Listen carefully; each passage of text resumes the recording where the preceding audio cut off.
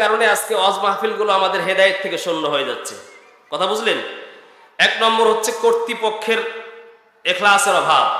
কর্তৃপক্ষ দেখে কোন বক্তা আসলে বেশি জনগণ হবে, কর্তৃপক্ষ দেখে কোন বক্তা বেশি ভাইরাল, ঠিক কি না? জোরে বললেন না ভাই? আর যারা শুনতে আসে তারা চিন্তা করে কোন বক্তার কণ্ঠ বেশি ভালো। জোরে বলেন, জোরে বলেন ভাইজান। আসলে ভাই হেদায়েতের জন্য কি কণ্ঠ জরুরি? জোরে বলেন না ভাই? একজন ব্যক্তি আসলে দিল ভাঙা, কাঁদতে কাঁদতে, কণ্ঠ নাই কিন্তু দিলের ইখলাস থেকে, দিলের নিয়ত থেকে কথা বললো, ওই কথা আপনার অন্তরে গ্রহণ হবে এবং ওই কথার মাধ্যমে আপনার ভিতরে হেদায়েত ঢুকবে, ঠিক কিনা ভাইজান? তা আজকে আমরা এগুলো ফলো করি না। কোন বক্তা বেশি ভাইরাল, কোন বক্তাকে বেশি মানুষ চিনে, আরে এটা দরকার নেই। দেখেন কোন বক্তার ইখলাস বেশি, কোন বক্তার আল্লাহর সাথে সম্পর্ক বেশি, ঠিক কিনা? আজকে আমরা এগুলো তো আমরা সবাই প্রথমে নিয়তটা ঠিক করি। কথা বলতে শুনতে যেমন লাগুক, কথা যেমন হোক, আমি যা শুনবো এখান থেকে আমলের নিয়তে শুনবো। আল্লাহ পাক আমাদের সকলকে তৌফিক দান করেন। আর আল্লাহ পাক আমাকে, আল্লাহ পাক যে কথাগুলি বলাবেন সেই কথাগুলি আল্লাহ পাক যেন আমাকে আমল করার তৌফিক দান করেন। ছোট মানুষ, বহুত দূর থেকে এসেছি, অনেক লম্বা সফর, শরীর ক্লান্ত। এই ক্লান্ত শরীর নিয়ে আপনাদের খেদমতে আল্লাহ পাক ওই কথাগুলি যেন বের করেন যে কথাগুলি আমার আপনার হেদায়েতের জন্য প্রয়োজন। সকলে বলুন আল্লাহুম্মা আমিন। সম্মানিত ভাইরা আমার, এই পৃথিবীতে দেখেন আজ থেকে 100 বছর আগে, 20 বছর আগে যারা ছিলেন তারা কি এখন আছেন ভাইজান? কথা বলেন তো একটু জোরে। গত বছর যারা এই সময় মাহফিলে ছিলেন 2024 সালে, তারা কি অনেকেই নাই, ঠিক কিনা ভাইজান? একটু জোরে বলেন না ভাই, ঠিক কিনা? তা আল্লাহ পাক এভাবে ভাই আসবে চলে যাবে, আসবে চলে যাবে। এর মধ্যেই আল্লাহ পাক বলছেন জ্ঞানী বুদ্ধিমান হচ্ছেন সেই ব্যক্তি যে তার হায়াতের প্রত্যেকটা সময়কে কাজে লাগায় আর চিন্তা করে এখন না, 1 সেকেন্ড পরে না, 1 সেকেন্ড আগে আমি আমল করে কবরে যাব, ঠিক কিনা? আল্লাহ পাক বলছেন ও পৃথিবীর মানুষেরা শোনো, এই পৃথিবীতে কত বড় বড় জ্ঞানী দেখলাম, ওই ব্যক্তি বড় নির্বোধ আর ওই ব্যক্তি বড় মূর্খের দল যে ব্যক্তি বলে আমি হায়াত পেয়েছি 100 বছর, আরো সামনে পাবো, আজকে নামাজ নয় কালকে পড়বো, ঠিক কিনা? এ মুরব্বিয়ান ইসলাম পদ্মার আলীর মা, গ্যারান্টি দিয়ে দুনিয়ায় কেউ কি বলতে পারি আমি এখন ঘুমালে কালকে ফজর নামাজের সময় উঠতে পারবো? কোন গ্যারান্টি কি আছে? জোরে চিল্লা বলতে হবে ভাইজান। এ পদ্মার আলীর মা, স্ত্রীর মুরব্বিয়ান আজম, এ যুবক, মনটাকে বারবার বুঝান। কত মানুষ ছিল যুবক বয়সেই দেখেন গাড়ি অ্যাক্সিডেন্ট করে ইন্তেকাল করেছে, কি অনেকে কিনা? নদীর মধ্যে ডুবে অনেকে ইন্তেকাল করছে, ঠিক কিনা? কত মানুষ ছিল যার হায়াত মনে হচ্ছে শেষ নয়, বৃদ্ধ দাদা বিছানায় ঘুমায়, নাতি চলে গেল, ঠিক কিনা? আল্লাহ পাক ডাক দিয়ে বলে বান্দার শুন, কুল্লু নাফসিন যায়িকাতুল মাউত।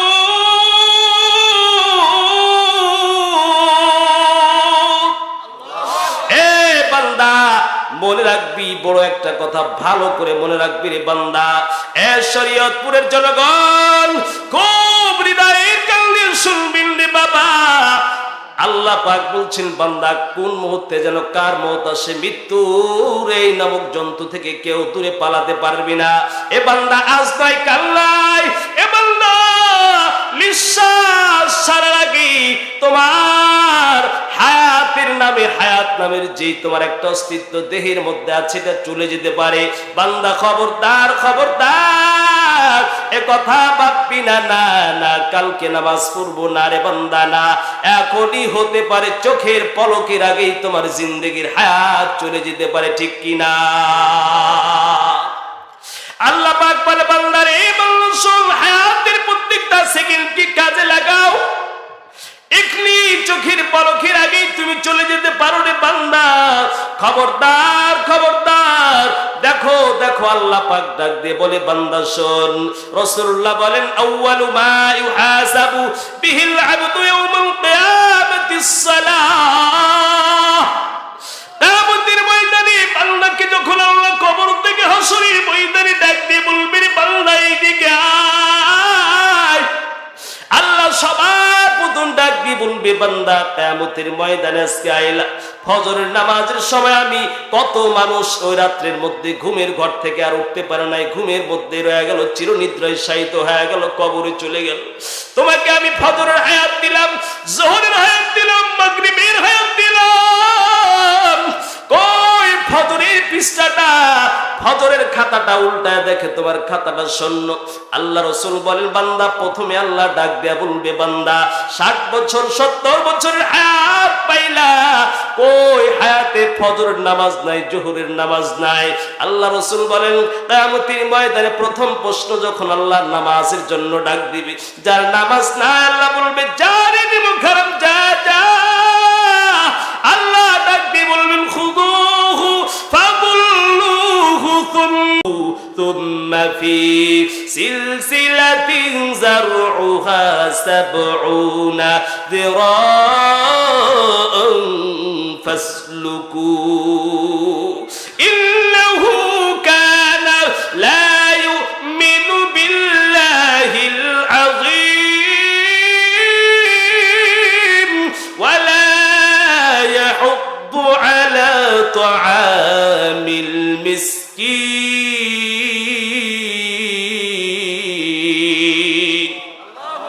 আল্লাহ পাক ফেরেশতাকে বলবেন, বান্দা যা যা ওই শরীয়তপুরের মাহফিল, ওই শরীয়তপুরের ওই এলাকায় গিয়ে দেখো কত কবরে কত জনগণ শোয়া গেল।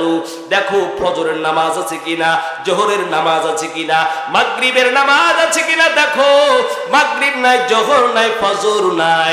আল্লাহ বলবেন, বান্দা যা যা, আর কোন আমল আমি দেখব না। প্রথম প্রশ্ন করলাম নামাজ, নামাজ নাই, তোর আর কোনো কথা না, জাহান্নামে চলে যা। আপনি বলছেন, যদি বলি ও ভাই নামাজ কেন পড়েন না, ওই ভাই ডাক দিয়ে বলে পড়বো, আর কয়টা দিন যাক, জোহর গেলে পড়বো, মাগরিব গেলে পড়বো। এই ভাই একটু গ্যারান্টি দিয়ে বলেন তো, ফজর কি আমি বেঁচে থাকতে পারবেন? গ্যারান্টি আছে? জোরে চিল্লা বলেন, গ্যারান্টি আছে। যার নামাজ নাই, নামাজ এত বড় সম্পদ।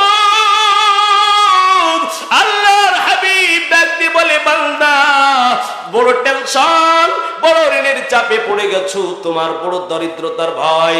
বান্দা দুনিয়ার মানুষের আগে হাত পাতার আগে ফজরের নামাজের 1 ঘন্টা আগে তাহাজ্জুদের একটা নামাজ আছে, 2 রাকাত নামাজ পড়ে গরম ল্যাপটা ত্যাগ করে একটু মালিকের দরবারে দাঁড়ায় যাও। 2 রাকাত নামাজ পড়িয়া ওই মালিকের কাছে 2টা হাত তুলিয়া বলো, ও মাওলা, দুনিয়া আমি এত বড় সমস্যার সম্মুখীন হয়েছি, দুনিয়ার আর কোন শক্তি আমাকে বাঁচানোর নাই।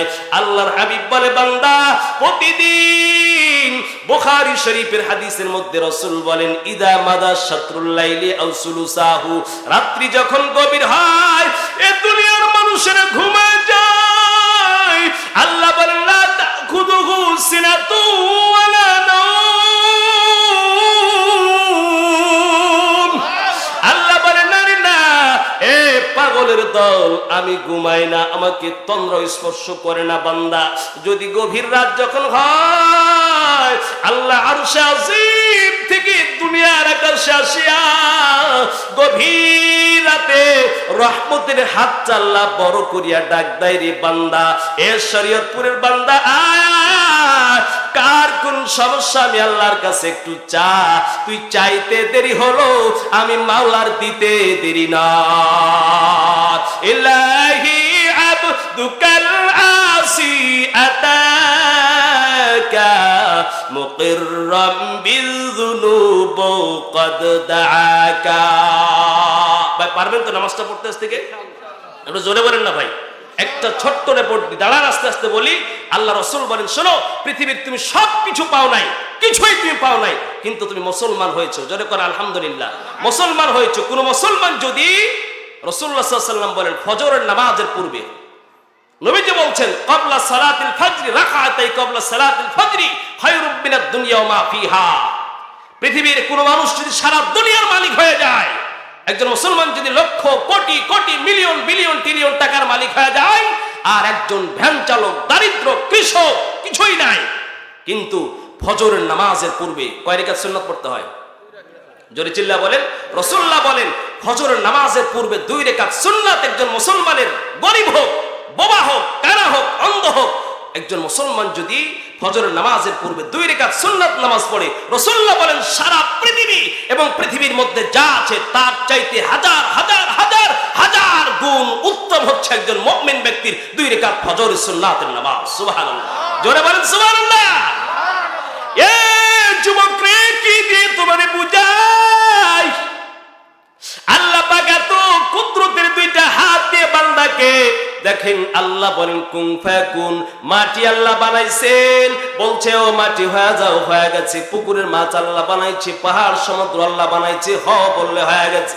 আল্লাহ ডাক দিয়ে বলে বান্দা এ মানুষ নামের এ আমার মাখলুক গুলো শোনো, কিন্তু আমি আল্লাহ মানুষ তোমাদেরকে আমি আল্লাহ আমার হ শব্দ দিয়ে বানাই নাই। আল্লাহ বলেন সূরা বানী ইসরাঈল 15 নম্বর পারে আল্লাহ বলেন ওয়ালাকাদ কাররামনা বানী آدم وحملناهم في البر والبحر আল্লাহ ডাক দিয়ে বলে বান্দারে কই কই দুনিয়ার সমস্ত মাখলুককে আমি বানাইলাম, হও মাত্র বললাম হয়ে গেল, কিন্তু আমি আল্লাহ খলাকতু বিয়াদাইয়া আমার কুদরতের দুইটা হাত রয়েছে, এই হাত দিয়া বড় যত্ন করিয়া বড় মোহাব্বত করিয়া বানাইলাম। প্রতিদিন ফজরের আজান হইলে গিয়া সিজদা দিবি তাই। দেখেন না ভাইজান, সবকিছুকে আল্লাহ বানাইলেন, শুধু হওয়া মাত্র হয়ে গেল, কিন্তু আল্লাহ আফসোস করে বলে না বান্দা না, মানুষ নামের এই মাখলুককে আমি খাওয়াবো বলে আমি বানাইলাম না। আল্লাহ বলেন খলাকতু বিয়াদাইয়া, কুদরতের দুইটা মোহাব্বত ভালোবাসা দুইটা হাত, এই মোহাব্বতের হাত দিয়ে বানাইলাম। এ যুবক, রাত্রে বেলা ফেসবুক চালার জন্য আমার মালিক তো আমাকে বানাই না। রাত্রে বেলা মুয়াজ্জিন সাহেব ডাক দেয় আসসালাতু খায়রুম মিনাল নাওম,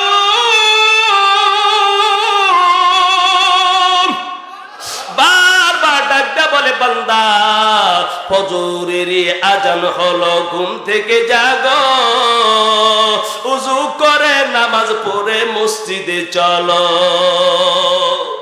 মুয়াজ্জিন সাহেব আযান দিচ্ছে, ডাক দিয়ে বলছে রে বান্দা আসসালাতু খায়রুম মিনান নাওম, এ বান্দা এদিকে আয়, তোর এক রাতের ঘুমের চাইতে এক সেকেন্ডের নামাজ আল্লাহর কাছে তোর জীবনের জন্য বড় দামি।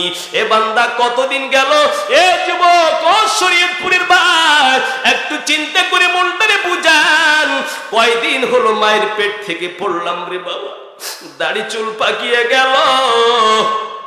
কয়দিন আগেই তো আমরা ল্যাংটা হয়ে ছোট্ট শিশু খেলতেছিলেন, কোথায় গেল বয়সটা হয়ে গেল। বাবা মা আবার দুনিয়ার জমিন ছেড়ে চলে গেল, কত মুরব্বীরা ছিল চলে গেল, খালি পাগলামি কেন দিল দিয়ে বুঝান। হায়রে দিল, আর কয়দিন আর বাঁচবো? মালিক কি আমাকে ঘুমার জন্য বানাইছে? মালিক কি আমাকে গান শোনার জন্য বানাইছে? মালিক কি আমাকে বারবার দাড়ি কাটার জন্য বানাইছে? একটু খেয়াল করলাম না কি জন্য আল্লাহ বানাইলো। আল্লাহ ডাক দিয়ে বলে বান্দা তোরে বানাইলাম, এত যত্ন করে কেন বানাইলাম রে বান্দা? শোন শোন, ওয়ামা খালাকতুল জিন্না ওয়াল ইনসা ইল্লা লিয়াবুদুন।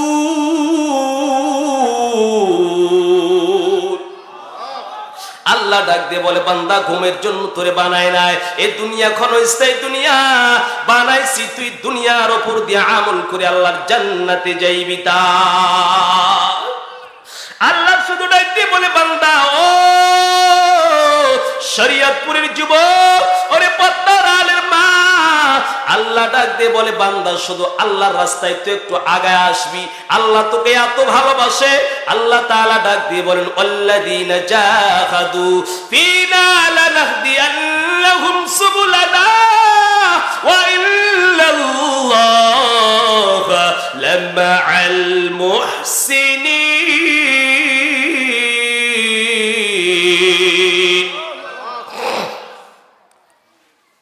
আল্লাহ পাক ডাক দিয়ে বলে বান্দারে শোনো, ওয়াল্লাযীনা জাহাদু ফীনা লানাহদিয়ান্নাহুম সুবুলানা, একটু যদি আগায় যাও, আল্লাহ ডাক দিয়ে বলে আমার রহমতের দরিয়ার মধ্যে ডাক তুলে দেয়। বান্দা 40 বছর নামাজ পড়লা না, 40 বছর বান্দা আল্লাহকে মানলা না, জীবনের ভুল স্বীকার করিয়া তওবা করিয়া যদি মালিককে একবার ডাক করে আল্লাহ একবার ডাক দিলে আল্লাহ বলে বান্দা বান্দা 40 বছরে যা গুনাহ করলি, শুধু শিরিক করবি না, আর মানুষের ঋণ মেরে খাবি না, মানুষের টাকা আত্মসাৎ করবি না, এই দুইটা আমল যদি তোর না থাকে, আমি আল্লাহ বললাম 40 বছরের গুনাহ একবার আল্লাহকে যদি ভালোবেসে ডাক দাও, এক ডাকের সাথে 40 বছরের গুনাহ আমি আল্লাহ পানির মতো মাফ করে দিব। ভাইজান একটু ওয়াদা করেন তো আজ থেকে। জীবনে কত সময় চলে গেল, কত মানুষ চলে গেল, 2 হাত দিয়ে কত মানুষকে দাফন করলেন। ভাই আজ থেকে 5 ওয়াক্ত নামাজটা সবাই কে কে পড়তে পারেন মালিককে একটু দেখান, আল্লাহ পাক কবুল করেন। নারায়ে তাকবীর। আল্লাহ, মুসাফির মানুষ দোয়া করলাম তোমারে বান্দাদেরকে কবুল করো। আল্লাহ শরীয়তপুরের যুবকদেরকে কবুল করো।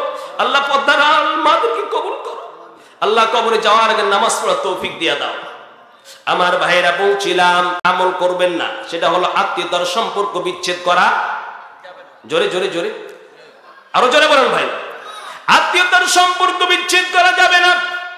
আল্লাহ রাসূল বলেন আত্মীয়তার সম্পর্ক যারা বিচ্ছেদ করে দিবে, খবরদার খবরদার, তোদের জন্য আল্লাহর জান্নাতে যাওয়া হারাম। বুখারী শরীফের 5984 নম্বর হাদিসের মধ্যে রাসূলুল্লাহ বলেন, ওয়ান জুবাইর ইবনে মুতঈম রাদিয়াল্লাহু তাআলা আনহু قال, রাসূলুল্লাহ বলেন লা তাদখুলুল জান্নাতা কাতি'। আল্লাহর হাবিব দেখতে বলেন উম্মত শোনো আমার উম্মত, জান্নাতে যদি যেতে চাও 1 নম্বর আমল করবা না, আত্মীয়তার সম্পর্ক বিচ্ছেদ করে দুনিয়ায় চলবা না। ঠিক কি না ভাই? আপনাদের শরীয়তপুরে হয়তো আত্মীয়তার সম্পর্ক বিচ্ছেদ করার মানুষ নাই, কি বলেন? জোরে বলেন না। আছে? বোনকে সম্পদ দেয় না, এই মানুষ কি আপনাদের এলাকায় আছে? ছোট ভাইকে সম্পদ দেয় না, আছে? এতিম সন্তানের সম্পদ মেরে খায় না, আছে নাকি? খবরদার! এই ভাই, দুনিয়া আপনি কার জন্য সম্পদ সঞ্চয় করছেন? রাসূলুল্লাহ বলছেন বুখারী শরীফের 5984 নম্বর হাদিস, শোনো, বোনের মনে কষ্ট দিবা না, বাবার সাথে আত্মীয়তার সম্পর্ক বিচ্ছেদ করবে না, ভাই ভাই কলহ দ্বন্দ্ব করবে না। আরে তোমার টার্গেট যদি থাকে কবর, দুনিয়ায় এই বহুত বিশাল গাড়ি বাড়ি তোমার না, তোমার না রে যুবক, ও মুরব্বিয়ানে ইজম, তোমার কিছুই না, কিছুই না, কিছু না। খবরদার, আত্মীয়তার সম্পর্ক বিচ্ছেদ করবেন। আল্লাহর হাবিব বলেন শোনো, দুনিয়ার জমিনে আল্লাহ আত্মীয়তার সম্পর্ক, এই সম্পর্কে যখন আল্লাহ বানাইলেন, বুখারী শরীফের 4830 নম্বর হাদিসে রাসূলুল্লাহ বলেন, ওয়ান আবি হুরায়রা রাদিয়াল্লাহু তাআলা আনহু قال, খুব ভালো করে মনোযোগ দিয়ে শুনবেন। কি আপনারা বিরক্ত হচ্ছেন? আরো জোরে বলেন না ভাই। আল্লাহর হাবিব বলেন খলাকাল্লাহুল খালকা খলাকাল্লাহুল খালকা ফালাম্মা ফারাগা মিনহু কামাতির রাহিম। আরবিতে বলা হয় রহিম মানে আত্মীয়তার সম্পর্ক। আল্লাহ তামাম পৃথিবীর মানুষগুলিকে, মাখলুকগুলিকে আল্লাহ বানাইলেন, বানার পর ফালাম্মা ফারাগা মিনহু, আল্লাহ সব সৃষ্টিকে বানানোর পর যখন তিনি স্থির হইলেন, শেষ হয়ে গেল বানানো, কামাতির রাহিম, আত্মীয়তার সম্পর্ক, এই শব্দটা দাঁড়ায় গেল আল্লাহর সামনে। আল্লাহর আরশের সামনে দাঁড়ার পর, আল্লাহর আরশের সামনে দাঁড়ায় আত্মীয়তার সম্পর্ক ছটপট করে, আর আল্লাহর আঁচলটা ধরে দাঁড়ায় ছটপট ছটপট করতেছে। আল্লাহ পাক ডাক দিয়ে বললেন, এই আত্মীয়তার সম্পর্ক কেন ছটপট করুন? আল্লাহ পাক বললেন, ও আত্মীয়তার সম্পর্ক, ফাকালা, আল্লাহ পাক বললেন, মা তুমি দাঁড়াও। আত্মীয়তার সম্পর্ক ডাক দিয়ে বলেন, আল্লাহ আমি আজকে দাঁড়াইলাম এই জায়গায় তোমার আরশের আজিমের এই একটা চাদর ধরে আমি বললাম, রে আল্লাহ, আল্লাহ গো, তোমাকে আমি আত্মীয়তার সম্পর্কে একটা ওয়াদা দেওয়া লাগবে। দুনিয়ার জমিনে মানুষকে তুমি পাঠাইবা, মানুষকে পাঠানোর পর মানুষ যদি আত্মীয়তার সম্পর্ক বিচ্ছেদ করে তাহলে কি হবে? আত্মীয়তার সম্পর্ক আল্লাহর আরশের চাদর ধরে ছটপট ছটপট ছটপট করে। আল্লাহ পাক ডাক দিয়ে বলেন, হে আরশ, এই আত্মীয়তার সম্পর্ক শোনো, আলা তারদাইনা আন আসিলা মান আসলাকে ওয়া আতআ মান কাতাআকে। ও আত্মীয়তার সম্পর্ক শোনো, দুনিয়ায় যদি তোমার এই সম্পর্ক কেউ বিচ্ছেদ করে, ভাই ভাই সম্পর্ক বিচ্ছেদ করে, ভাই বোনের সম্পর্ক বিচ্ছেদ করে, আমি রহমান, আমি আল্লাহ,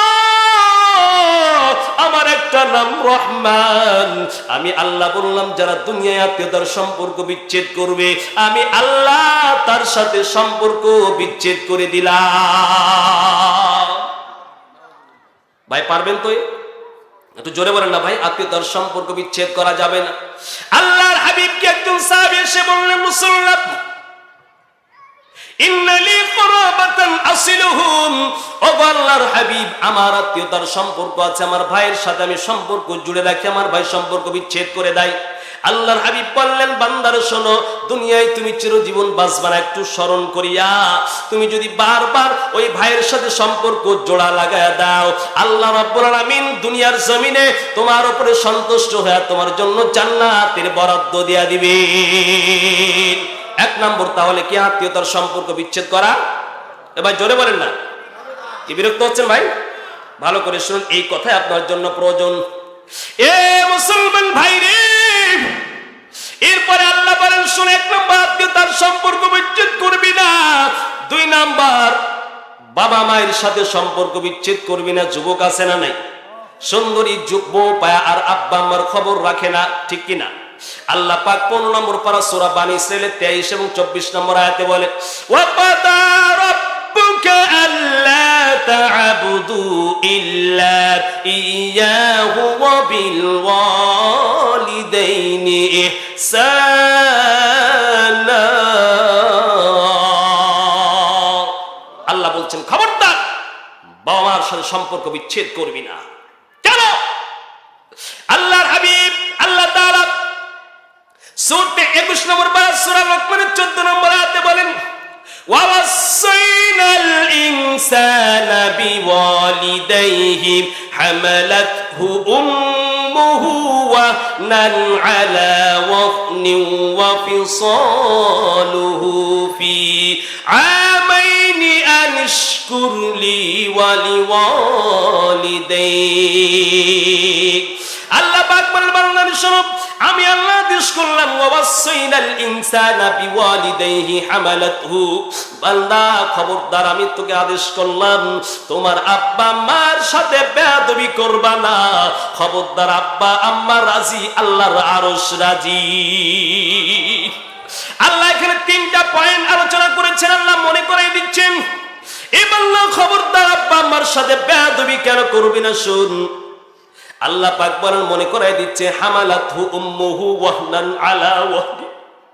এই আয়াতের অর্থগুলি পড়লে কলিজাটা কাঁপিয়া যায় রে যুবক।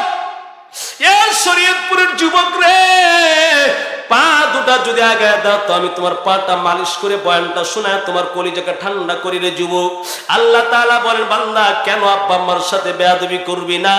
হামালাতহু উম্মুহু ওয়াহনান আলা ওয়াহনিন, তোমার মা কি দেখো, তোমার মা কত কষ্ট করে তোমাকে লালন পালন করেছে, দুর্বলতার পর দুর্বলতা বানায় কথা বলার জন্য বাবা আমি দুনিয়ায় সারা বাংলাদেশে দৌড়ার আল্লাহ তৌফিক দিয়েছে। তাফসীরে জালালাইনের মধ্যে মুফাসসিরিনে কেরাম উল্লেখ করেছে, শোনো, তাফসীরে কাবীরের মধ্যে, তাফসীরে খাজানের মধ্যে, তাফসীরে জালালাইনের মধ্যে থেকে বিশেষ করে বলছি, আল্লাহ ডাক দিয়ে বলে, বান্দা কেন আব্বা আম্মার সাথে বেয়াদবি করবি না? শুন, হামালাতহু উম্মুহু ওয়াহনান আলা ওয়াহন, তোমার মা তোমাকে বহুত কষ্ট করে তোমাকে লালন পালন করেছে, বুকে ধারণ করেছে। তার তাফসীরে জালালাইনের মধ্যে উল্লেখ করা হয়েছে, বান্দা শোনো, দুউফাত লিল হামলি, 1 নম্বর কারণ হলো তোমার মা, তোমার মায়ের কাছে তুমি চিরঋণী। কি জন্য? শোনো, তোমার মা তোমাকে 1 নাম্বার, তুমি একটা জীবিত সন্তান পেটের মধ্যে করে তোমার মা দুর্বল হলেও তোমাকে নিয়ে কুলির মতো বহন করেছে। ভাইরা আমার, গত 2 দিন আগে আমার এক আত্মীয় ফোন দিয়ে বলে, হুজুর দোয়া করবেন, আমার মেয়ের সন্তান হবে, আর 2 মাস অপেক্ষা। কিন্তু 2 মাস হয়ে গেল, 2 মাস পরে সন্তান হবে, এখন থেকে মেয়ের পেটে যন্ত্রণা। আর 2 নম্বর হলো মেয়ে আমার ছটপট ছটপট করছে। আজ থেকে প্রায় 2 মাস হয়ে গেল আমার মেয়ে পেটে সন্তান নিয়ে 2 মাস 2 সেকেন্ডের জন্য রাত্রি ঘুমায়। আমি নিষ্ঠুর সন্তান, আমার মায়ের পেটে আমি ছিলাম, কিন্তু ইতিহাস তো আমার মনে ছিল না, মায়ের পেট তো আমি দেখি না। আমার আত্মীয় যখন বলল, বাবা এই কথাটা এই জন্য বলছিল যুবক, আপনি দেখেন 9 মাস, দীর্ঘ 9 মাস 10টি দিন আপনার মা আমাকে পেটের মধ্যে বহন করেছে, ঠিক কিনা? প্রত্যেকের মা বহন করেছে। আল্লাহ পাক এই কথাই মনে করাই দিচ্ছে, বান্দা শোনো, তোমার মা তোমাকে কত কষ্ট করে লালন পালন করেছে, পেটে বহন করেছে। 2 মাস 3 মাস 4 মাস যখন সন্তান আমরা মায়ের পেটে বড় হয়েছে, মা অসুস্থ খেতে পারে নাই, সুস্বাদু খাবার মায়ের সামনে দিলে বমি করে মা দূরে সরে গেছে। এই সন্তান আমি আপনি, মা ঘুমাতে বসেছেন, মায়ের পেটে জোর করে আমরা লাথি মেরেছি, ঠিক কিনা? ওই মা খাবার দুইটা নিয়ে মালিকের দরবারে ফরিয়াদ করেছে, মাওলা আমার সন্তান আমাকে পেটে লাথি মেরেছে, আমার কোনো যায় আসে না, আল্লাহ তবু আমার সন্তানটাকে পেটের মধ্যে থেকে তুমি কানা বানায়া দিও না, ঠিক কিনা? মা নামাজে দাঁড়িয়েছেন, আমি আপনি পেটের মধ্যে ঘুমিয়ে রয়েছি, আমার মা আমাকে পেটের মধ্যে বহন করেছে, আপনারও মা করেছেন। এই মা নামাজে দাঁড়িয়েছে, আমরা পেটের মধ্যে একটা নাড়া দিয়েছি, মা সিজদায় গিয়ে চোখের পানি ফেলে কেঁদেছে, বদদুয়া করে নাই, দোয়া করেছে আল্লাহ আমার সন্তানটাকে সুঠাম দেহের অধিকারী বানায়। আল্লাহ পাকের এই মনে করাচ্ছে বাংলা তাফসীরের মধ্যে আল্লাহ বলেন দৌফাতিল হামলি, বান্দা তোমার মা তোমাকে কুলির মতো বহন করেছে, 2 নাম্বার কষ্ট করেছে, ও দৌফাতলিত তালাকি, তুমি যখন প্রসব বেদনায় মায়ের ওই প্রসব যন্ত্রণা উঠে যখন ডেলিভারি হয়েছো, সারা পৃথিবীর পাহাড়গুলি যেন ওই সময় মায়ের মাথায় চাপায়া দিয়েছে। কাটা কবুতরের মতন ছড়কতে ছটপট করেছেন মা, এরপরেও মা কোনো বদদোয়া করে নাই, মা বেহুশ হয়ে গেছে, অজ্ঞান হয়ে গেছে, ঠিক কিনা?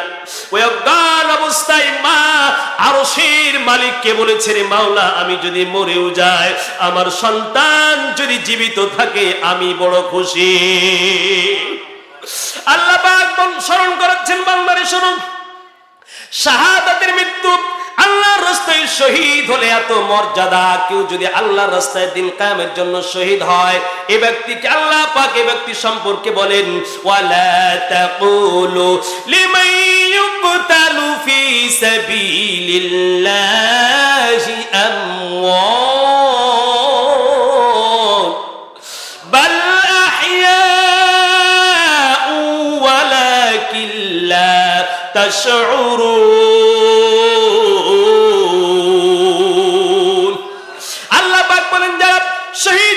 যারা শহীদি মৃত্যু পাবে এদের মর্যাদা এত বেশি।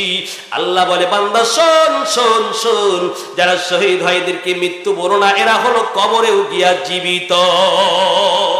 এ কথা এই জন্য বললাম, কত বড় মর্যাদা।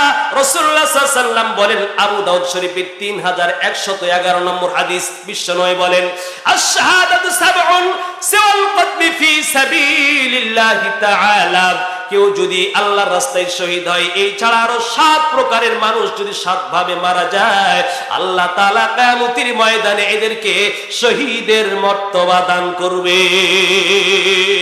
এত বড় মর্যাদা ওই মায়ের। রাসূলুল্লাহ বলেন, আল মারউতু তামুতু বিজামইন শাহীদাতুন, আল মারআতু তামুতু বিজামইন শাহীদাতুন, তোমাকে প্রসব বেদনায় ডেলিভারি করতে গিয়া, দুনিয়ায় আনতে গিয়া তোমার মা যদি প্রসব যন্ত্রণায় মৃত্যুবরণ করে, আল্লাহ বলেন ওই মাকে আল্লাহ শাহাদাতের মর্তবা দান করবে। খেদমতে মা দরবে দরুর কুন সব হুসাম, তাকি বাসি দর্দ আলম নেকনা। আল্লাহ তাআলা বলেন, ওই সূরা লোকমানের 14 নম্বর আয়াতে আল্লাহ স্মরণ করাচ্ছেন, বান্দা 1 নম্বর হলো তোমার মা তোমাকে পেটে বহন করেছে, 2 নম্বর প্রসব যন্ত্রণা সয়েছে, 3 নম্বর আল্লাহ বলেন, ও বান্দা তোমার মা 2টি বছর তোমার মা তুমি নরম খাবার খেতে পারো নাই, মায়ের পেট থেকে কেবল এসেছো, দুনিয়ার খাবার তোমার দেহে শুট করবে না। আল্লাহ বলেন, তোমার দুনিয়ায় আসার 40 দিন পূর্বে যেই দুধ তোমার দেহের জন্য উপকারী, তোমার মায়ের স্তনে আমি আল্লাহ হিটার জ্বালায় নয়, আমার কুদরতি ক্ষমতা দিয়া গরম দুধ তোমার মায়ের মধ্যে, মায়ের স্তনে আমি আল্লাহ পাক জমা করে রেখেছি। 2টি বছর পান করালেন মায়ের বুকের দুধ,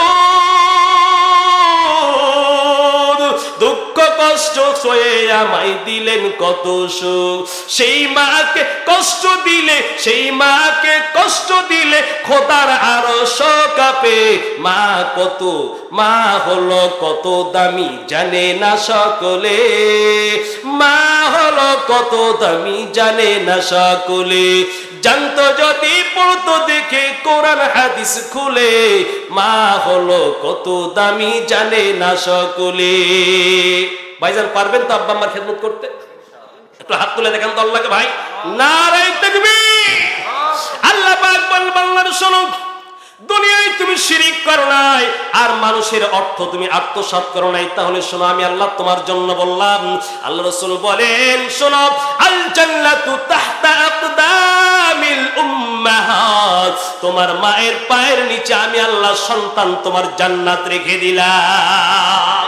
খবরদার যুবক, খবরদার, দুনিয়ার সব একদিকে চলে যায়, আব্বা মার মনে কষ্ট দিবেন না। ভাই পারবেন তো ভাই? আব্বা মার মনে কষ্ট দিবেন। আল্লাহ পাক বলে বান্দারে কেন এত মর্যাদা তোমার মাকে আমি দিলাম? তুমি তোমার বউয়ের দিকে তাকাও, তোমার সন্তান তোমার বউ পেটে করে নিয়ে আছে, তুমি রাত্রে ঘুমাচ্ছ, শীতের রাত্রে মনে করো তোমার সন্তান পেশাব করে দিয়েছে, তোমার বউ ঘুমাতে পারে নাই, কনকনে পুষ্পশী শীতের ঠান্ডা দিনে তুমি ঘুমিয়েছো, কিন্তু তোমার বউয়ের দিকে তাকাও, দেখো তোমার সন্তান গভীর রাত্রে খাবারের জন্য চিৎকার করে কান্না করেছে, ওই কান্নাটার দিকে তুমি দেখো আর তোমার মায়ের কথা স্মরণ করো আর তোমার কলিজাটারে বুঝাও, হায়রে আমার কপাল। এইরকম মায়ের কলিজায় কষ্ট দিয়ে রাত 1টার সময় আমি ঘুম ভেঙে দিলাম, পাশে দেখো তোমার পরিবেশে ঘুমা, তোমার সন্তান আম্মা আম্মা বলে কান্না করেছে, তুমি বাবা হয়ে তোমার ঘুম ভাঙে নাই, কিন্তু তাকায় দেখো তোমার বউয়ের দিকে রে যুবক, তোমার বউয়ের ঘুম হয় না, তোমার বউ সন্তানকে, তুমি একটু ঘুমটা ভাঙলে একটু তাকায় দেখো তোমার বউয়ের দিকে তাকাও, তোমার বউ 1টার সময় উঠে তোমার সন্তানকে দুধ পান করাচ্ছে, এটাই স্মরণ করো এক সময় তুমি তোমার মায়ের রাত 1টার ঘুম ভাঙায়া দিয়া তোমার মাকে জাগিয়ে রেখেছ। খবরদার যুবক, খবরদার, মায়ের দিকে একটু বড় নজরে তাকাবেন রে যুবক। আল্লাহ রাসূল বলেন শোনো, মা বেঁচে আছে, শোনো, যদি মায়ের দিকে প্রথমে একটু রহমতের দৃষ্টি দিয়ে তাকাও, কাবা শরীফ হজ করতে তুমি যেতে পারো না, মায়ের দিকে একটু রহমতের দৃষ্টি দিয়ে তাকাও, কবুল হজের সব আল্লাহ মোল্লামাই তোমার লিখে দিবে। সম্মানিত ভাইরা আমার, খবরদার খবরদার, রাত্রি যখন গভীর হয়ে গেছে, চারদিকের লাইটগুলি বন্ধ হয়ে গেছে, আপনাকে আপনার আমাকে আমার মা যখন রাত্রিবেলা গভীর রাত্রে যখন মা চারদিকের বাতিগুলি বন্ধ হয়ে গেছে, মায়ের জনম দুঃখিনী মায়ের ঘরের দিকে তাকা দেখেন টপ টপ করে টস টস করে মায়ের ঘরের বাতিটা জ্বলতেছে, কি যেন জ্বলতেছে। একটু গিয়া বলে, ও হাবিবা কেন ঘুমাও না? হাবিবা হাসতে হাসতে বলে, না রে না না, আমি ঘুমাতে চাই না, আমার সোনার মানিক 1 বছরের সন্তান না ঘুমালে আমি সারা রাত ঘুমাতে পারি না। আল্লাহ ডাক দিয়ে বলে, বান্দা খবরদার শোন শোন, এই মায়ের যদি খেদমত করো রে, আর এই মা যদি তোমার বৃদ্ধকালে তোমার অধীনস্থ যদি হয়ে যায়, যুবকের শরীরের সুঠাম দেহের অধিকারী হলো যুবক, সুন্দরী বউ পেয়েছো, সুন্দরী বউয়ের উল্টা পাল্টা কথাই মায়ের মনে কষ্ট দিও না রে যুবক, আল্লাহর আরশ কেঁপে যায়।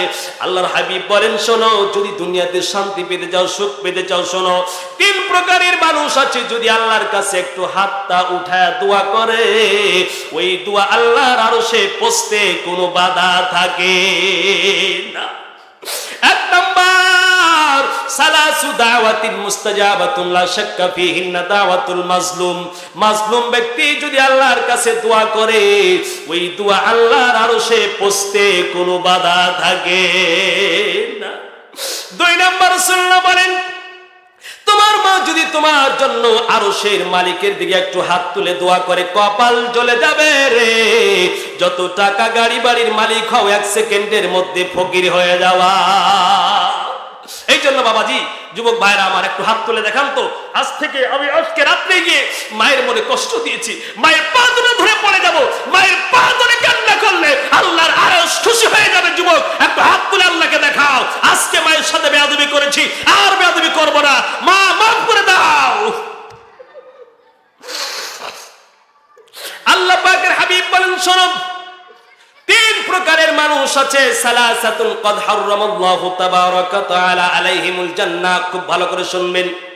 তিন প্রকারের মানুষ আছে, এদের জন্য আল্লাহ তাআলা জান্নাত হারাম করে দিয়েছেন। এক নাম্বার হলো আল্লাহর হাবিব বলেন মুদমিনুল খামর, যারা মদ পান করে এদের জন্য আল্লাহর জান্নাত হারাম।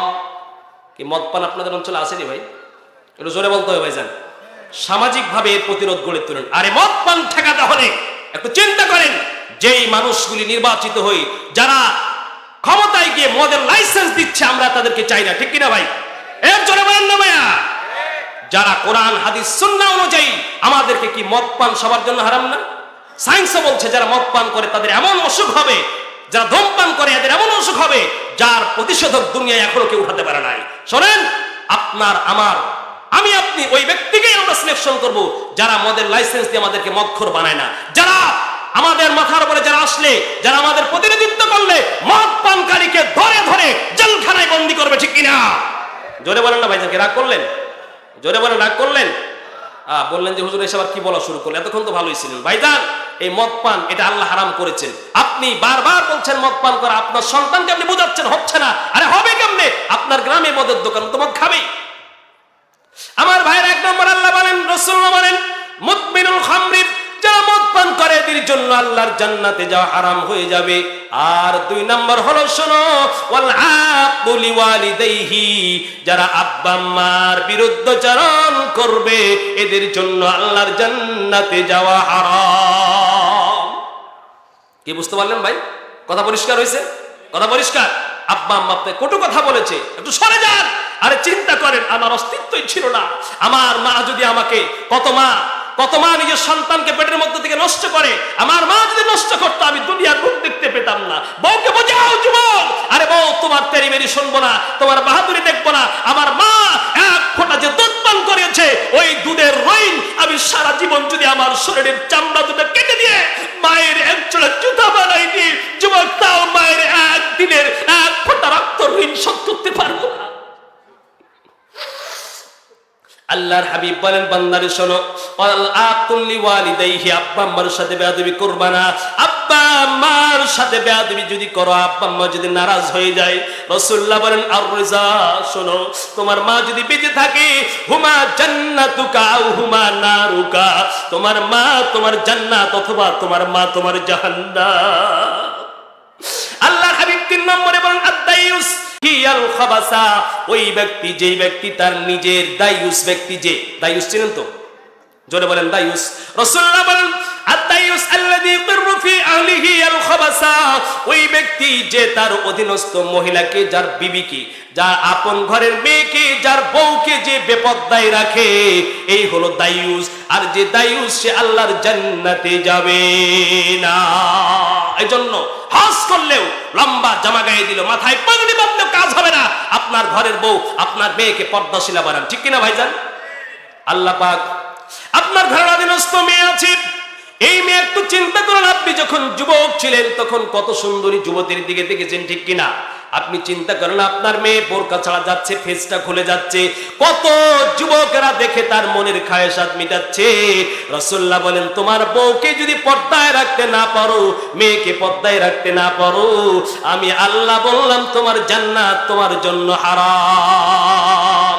এজন্য আজকে ঘরে চাউল না থাকলে চাউল বিক্রি করেন, অন্য স্বর্ণ অলংকার না থাকলে অলংকার বিক্রি করে আজ থেকে আপনার মেয়ে আর আপনার বউকে বোরকা পরায়া রাস্তায় কোথাও যেতে হলে, বাবার বাড়ি যাবে, হাটে যাক, বাজারে যাক, যেখানে যাক, আজ থেকে কারা আপন বউকে ফেস ঢাকা বোরকা পরাবেন? হাত তুলে দেখান তো ভাইজান। আল্লাহ পাক কবুল করেন, আল্লাহ পাক কবুল করেন। নারে তাকবীর। ভাই একটু জিন্দেগিটিকে সাজান, একটু জিন্দেগিটিকে সাজান। রাসূলুল্লাহ বলেন যেই ব্যক্তির অধীনস্থ মেয়ে বিপদায় থাকে সে দায়ুস, আর আল্লাহর দায়ুস কোনোদিন আল্লাহর জান্নাতে যেতে পারে না। 2 নম্বর বললাম কি, যারা আত্মীয়তার সম্পর্ক বিচ্ছেদ করে, আব্বা আম্মার সাথে বেয়াদবি করে, এরা জান্নাতে যায় না। আল্লাহ পাক বলেন সূরাতুন নিসা 10 নম্বর পারা 10 নম্বর আয়াতে আল্লাহ বলেন আল্লাযীনা ইয়াকুলুনা আমওয়ালাল ইয়াতামা যুলমান ইন্নামা ইয়াকুলুনা ফি বুতুনিহিম নারা। আল্লাহ বলেন ওইরা জান্নাতে যাবে না যে ব্যক্তি ইয়াকুলুনা আমওয়ালাল ইয়াতামা, যারা ইয়াতিমদের সম্পদকে আত্মসাৎ করবে। বড় ভাই মারা গেছে, আপনার বাবা মারা গেছে, ছোট ভাই বেঁচে আছে, ইয়াতিম সন্তানের অভিভাবক যারা হলেন তারা যদি ইয়াতিমের একটা টাকা মেরে খান, আল্লাহ বলেন কোনদিন তোমার আল্লাহর জান্নাতে যাওয়ার ভাগ্যে জুটবে না। ভাই কথা বুঝতে পারছেন? আল্লাহ পাক আমাদেরকে এই তিনটি আমল থেকে হেফাজত করেন। সম্মানিত ভাইরা আমার, 4 নম্বর একটা কথা বলি ভাই, আপনাদের এলাকায় হয়তো বা নেই, সুদখোর কি আপনাদের এলাকায় আছে ভাইজান? রাগ করবেন নাকি সুদের কথা বললে? একটু জোরে বলেন না ভাইজান। আল্লাহ পাক বলেন শোনো, হাল্লাল্লাহুল বাই'a ওয়া হাররামার রিবা, শোনো তোমার জন্য ব্যবসা এটা একটা বৈধ কাজ, ব্যবসায় এত বরকত। রাসূলুল্লাহ বলেন আত-তাজির সাদুকুল আমিনান মা'আন নাবিয়িন ওয়াস সিদ্দিকিন ওয়াস শুহাদা, যারা ব্যবসা করে বাদাম বিক্রি করুক, হালাল কোন ব্যবসা যদি 1 টাকা ক্যাশ নিয়ে শুরু করে, রাসূলুল্লাহ বলেন একজন সত্যনিষ্ঠ ব্যবসায়ী আর আমি নবী আল্লাহর জান্নাতে একসাথে থাকবো। সুবহানাল্লাহ, জোরে বললেন না ভাইজান সুবহানাল্লাহ? আল্লাহর হাবিব বলেন শোনো, এই ব্যবসা হচ্ছে, আর ব্যবসার অন্য একটা বিপরীত দিক হচ্ছে আল্লাহর সুদ। দুনিয়াতে সুদ গ্রহণ করলা, রাসূলুল্লাহ বলেন শোনো, দিরহামু রিবান ইয়াকুলুহুর রাজুলু ওয়া হুয়া ইয়ালামু আশাদ্দু মিন 76 জানিয়াতান, কেউ যদি একটা টাকা সুদ ভক্ষণ করে 33 বার জিনা করলে যত গুনাহ হয় তার চাইতে বেশি গুনাহ হয়। কি রাগ করলেন নাকি বাবা? জোরে বলেন না ভাইজান। আল্লাহর হাবিব বলেন ইবনে মাজাহ শরীফের 2774 নম্বর হাদিস, রাসূলুল্লাহ সাল্লাল্লাহু আলাইহি ওয়াসাল্লাম বলেন শোনো, কেউ যদি সুদ গ্রহণ করে, রাসূলুল্লাহ বলেন আইয়ান কি আর রাজুলু উম্মাহু, আপন মায়ের সাথে জিনা করলে যত পাপ হয় তার চাইতে বেশি পাপ হয় সুদের কারবার করলে। আল্লাহ পাক আমাদের সবাইকে হেফাজত করেন বাবা, সকলে বলেন আল্লাহুম্মা আমিন। তাহলে 4টা কাজ করব না, আত্মীয়তার সম্পর্ক বিচ্ছেদ করব না, আব্বা আম্মার সাথে বেয়াদবি করব না, এতিমের হক আত্মসাৎ করব না, আর 4 নাম্বার হচ্ছে সুদের কারবারে জড়াবো না। আল্লাহ পাক আমাদের সকলকে তৌফিক দান করেন। এরপরে ভাইরা আমার, হয়তো ভাবলেন আল্লাহর জান্নাতে যাওয়া এত কঠিন। আল্লাহর হাবিব বলেন, তিরমিজি শরীফের 2য় খণ্ডে হাদিসটি বর্ণনা করেছেন আবু হুরায়রা রাদিয়াল্লাহু তাআলা আনহু।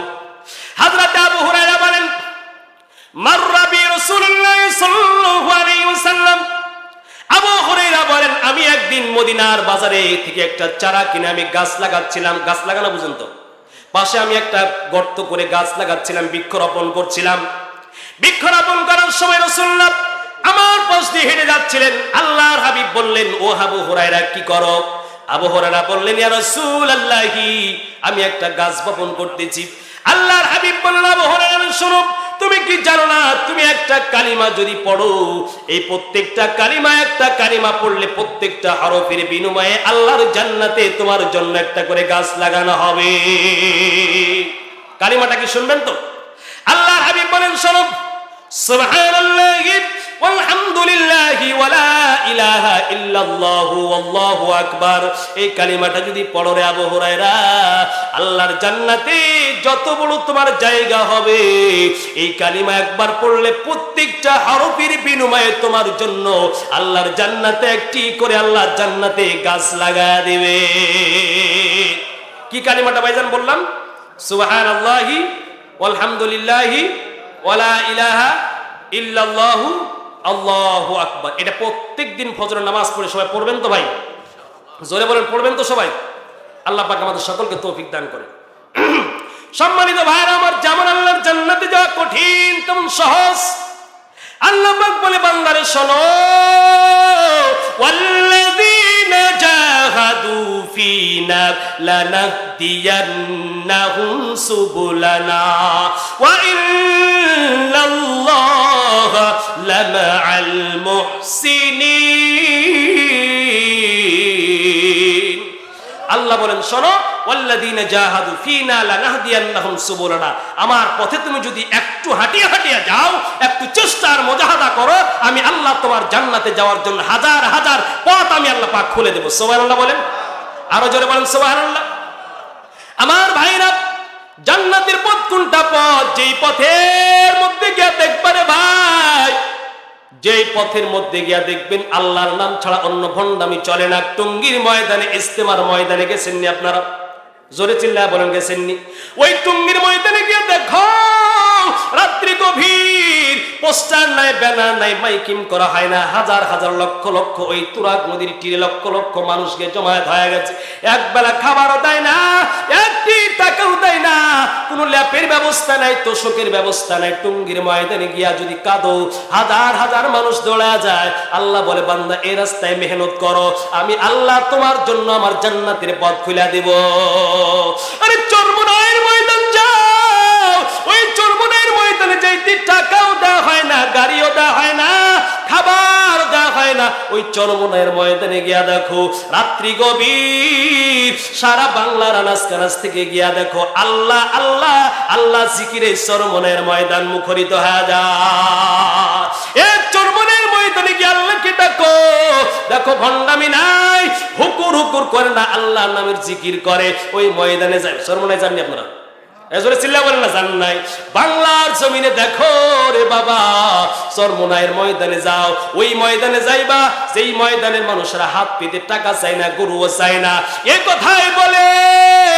ওই ময়দানে যাও, গিয়া দেখো দাড়িওয়ালা মানুষ ওখানে গেলে দাড়িওয়ালা হয়ে যায়, বেনামাজি ওখানে গেলে নামাজি হয়ে যায়, সন্ত্রাস ওখানে গেলে সন্ত্রাসী ছাড়িয়ে আল্লাহর পাগল হয়ে যায়। ওই চরমনাইয়ের ময়দানে ফজলুল করিমকে দেখার জন্য যায় না, মাদ্রাসা দেখার জন্য যায় না।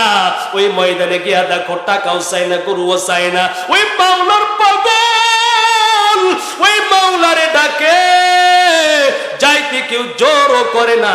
এই ময়দানে মেহনত করো। আল্লাহ বলেন, ওয়াল্লাযীনা জাহাদু ফীনা লানাহদিয়ান্নাহুম সুবুলানা। ওই ময়দানে গিয়ে আল্লাহকে খুঁজতে, আল্লাহর মালিক আল্লাহকে পেয়ে যাওয়া। এখন যদি বলে আমার কাছে কোরআন আর হাদিস আছে, আমি মানতে যাব, একজন ব্যক্তির কাছে যাব কেন? এই আয়াতে আল্লাহ বলেন, বান্দারে আল্লাহর পথ কোনটা আর জাহান্নামের পথ কোনটা তোমার চোখ নাই, চিনতে পারবা না। আল্লাহ বলেন, ওয়া ইন্নাল্লাহা লামাআল মুহসিনিন। আল্লাহ বলেন, আল্লাহ ওই ব্যক্তির সাথে আছে যে আল্লাহর নেককার বান্দার সঙ্গে থাকে। আরে পিশাব ধরা মানে কি? গাঁজা খাওয়া নাকি? বলুন ভাই, জোরে বলেন না। বিড়ি খাওয়া? না না না না। আরে আপনি একজন সাধারণ মানুষ, আল্লাহর পথ চিনেন না, কোরআন হাদিস পড়তে পারেন না, ওই পীর তো আল্লাহওয়ালা পীর, ওই পীর তো ভালো পীর। যেই পীরের কাছে গেলে আমি গাঁজা খাইতাম, আমি দাড়ি কাটতাম, এখন সব ছেড়ে দিয়ে আল্লাহওয়ালা হয়ে গেলাম। ঠিক কিনা ভাই? আমার ভাইরা, আল্লাহ পাক ডাক দেয়া বলে, বান্দারা দেখো, আল্লাহ নবীর সাহাবায়ে কেরাম দুনিয়ার জন্য পাগল হয় নাই, এজন্য দুনিয়ার জন্য পাগল হওয়া যাবে? জোরে বলেন, দুনিয়ার জন্য পাগল হওয়া। আল্লাহ পাক বলেন, দেখো আল্লাহর নবীর সাহাবীরা নবীর পথ ধইরা মেহনত করছে, নবীর পথ ধরা ধরিয়া চলছে, আল্লাহ তো রাজি হয়ে গেছে। তাদের নিজের জীবনটাকে দিতে তারা দ্বিধা করে নাই, নিজের জীবনটা বিলায় দিয়েছে। পরিণামে আল্লাহ ঘোষণা করছেন, রাদিয়াল্লাহু আনহুম ওয়া রাদু আন। আরে সাহাবীদের জীবনের গুনাহ মাফ করে আল্লাহ দুনিয়ায় জান্নাতের খবর দিয়া দিছে। রাসূলের সাথে থাকছে ভাই, জোরে বলেন না। রসুলের সাথে থাকছে, রসুলের পিছনে ঘুরছে, রসুল যা বলছে তা শুনিয়া শুনিয়া আমল করছে। এটাই কারণে তারা আল্লাহর জান্নাতের পথ পেয়ে গেছে। সম্মানিত ভাইরা আমার, কি বিরক্ত হচ্ছেন? আল্লাহর হাবিবের সাহাবী হযরত আসিম বিন সাবিত রাদিয়াল্লাহু তাআলা আনহু, আল্লাহর একজন রাসূলের সাহাবী, এই আল্লাহর পয়গম্বরের সাহাবী হযরত আসিম বিন সাবিত বড় কোরআন পড়ার একজন কারি ছিলেন। কারি বুঝেন তো, যে কোরআন পড়তে পারে, বড় কারি সাহেব। বদরের যুদ্ধ হয়েছে, বদরের যুদ্ধ কাফের মুশরিকরা অনেকে হত্যা হয়েছে, জাহান্নামে গেছে। মক্কার মুশরিকদের মনে বড় জ্বালা, মুসলমানদেরকে আমরা শেষ করে দিব।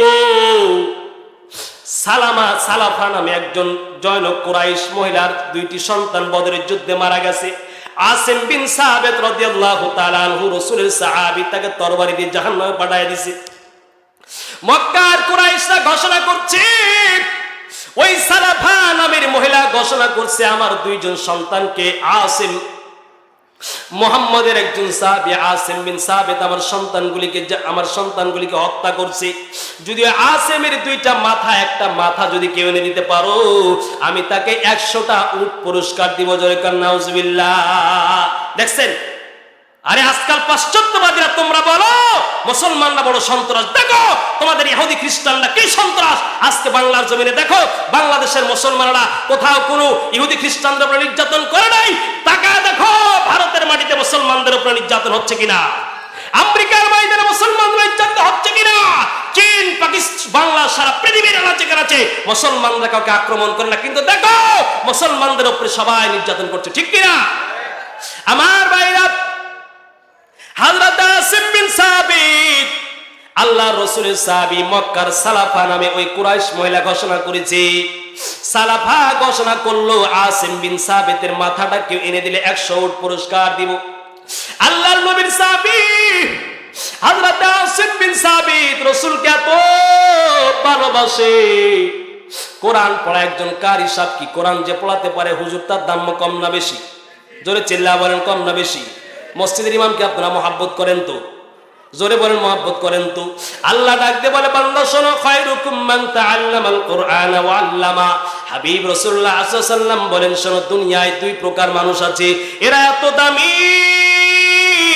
সারা দুনিয়াটা আল্লাহ টিকা রেখেছেন, যারা কোরআন পড়ে আর পড়ায়, এদের জন্য আল্লাহ,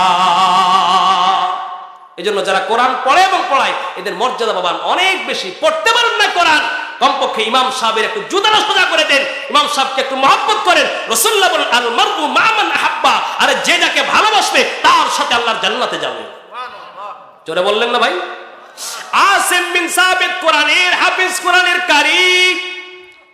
ওই মক্কার কুরাইশরা এসে নবীর দরবারে মিথ্যা মিথ্যা বলল, নবী গো, আমরা ইসলাম গ্রহণ করেছি, আমাদের মক্কায় কোরআন পড়ার মতো কোনো ব্যক্তি নাই, আসিমকে একটু পাঠান, নিয়ে গিয়ে আসিমকে হত্যা করবে, তাই বুঝলেন তো? আল্লাহর হাবিব আসিম বিন সাবিত সহ 10 জন সাহাবীদের একটা দলকে, কারি সাহেবদেরকে পাঠিয়ে দিলেন মদিনা থেকে মক্কায় কোরআন পড়ার জন্য। আল্লাহর নবী বিদায় দিলেন, বললেন, ও আসিম যাও, যা, আরে আমার কোরআনের বাণীটা মদিনা থেকে মক্কায় পৌঁছা, সেদেরকে কোরআন শিখাতে যাও।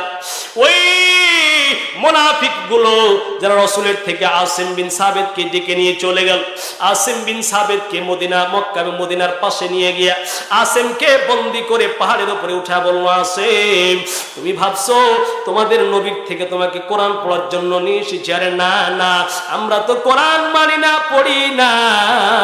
তুমি বদরের যুদ্ধে আমাদের 2 ভাইকে শহীদ করেছো, 2 ভাইকে হত্যা করেছো, এর বিনিময়ে তোমাকে শহীদ করে দ্বিখণ্ডিত করে তোমার মাথাটা নেওয়ার জন্য নিয়ে এসেছি। আল্লাহর হাবিবের সাহাবী, দিলটাকে নরম করবেন, চোখ দিয়ে পানি ফেলার চেষ্টা করবেন, রে বাবা, রাসূলের একজন সাহাবীকে যদি মানেন আল্লাহর জান্নাতে চলে যাবে। আল্লাহর হাবিবের সাহাবী হযরত আসিম বিন সাবিত আল্লাহর আরশের দিকে 2টা হাত তুলে বলল, ও মালিক, দেখো দেখো, তোমার হাবিবের থেকে আমাকে কোরআন পড়ার কথা বলে নিয়ে এসে কেমন গাদ্দারি করলো। আল্লাহ গো, 200 জন কাফের বাহিনী আমাকে তীর দিয়ে এখন মেরে ফেলে দিবে। আসিম মালিককে ফরিয়াদ জানিয়ে দিল। আসিম ডাক দিয়ে বলেন, ও গো আল্লাহর হাবিব, আপনি মক্কা থেকে মদিনা 500 কিলোমিটার দূরে গো রাসূল, আপনি আমাকে পাঠালেন মক্কা জমিনে কোরআন পড়ার জন্য, কিন্তু এই কাফেরের বাচ্চারা এখন আমাকে শহীদ করে ফেলবে। আল্লাহর হাবিবের সাহাবী হযরত আসিম ডাক দিয়ে বলেন, গো আল্লাহ, আমি এই মক্কার প্রান্তরে শহীদ হয়ে যাব, 200 জন ব্যক্তিরা আমাকে তীর মেরে শহীদ করবে। রাসূল, আল্লাহ গো, তোমার হাবিবকে মক্কায়, আমি আছি মদিনায় জানায় দাও, আমি আসিমের সাথে গাদ্দারি শুরু করেছে। আল্লাহ পাক আরশ থেকে জিবরাইলকে ডাক দিয়ে বলেন, জিবরাইল, যাও যাও, ওই মক্কার খবরটা মদিনায় 500 কিলোমিটার আমার হাবিবকে একটু পৌঁছায় দাও। হাবিবের সাহাবী আসিম বিন সাবিত কোরআন পড়ার জন্য মক্কায় গেল। দেখো রে, ওই মুনাফিকের বাচ্চারা আমার আসিমকে হত্যা করে ফেলবে। আল্লাহর হাবিবের খবরটা, আল্লাহর হাবিবের সাহাবী হযরত আসিম বিন সাবিতের খবরটা মুহূর্তের মধ্যে জিবরাইলকে দিয়া আল্লাহ পাক মদিনায় রাসূলের দরবারে পৌঁছা দিল।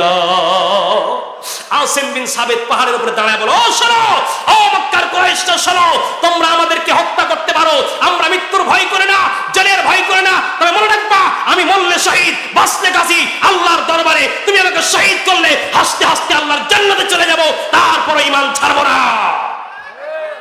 আসিম বিন সাবিত 2টা চোখের পানি ফেলে কাঁদতেছে।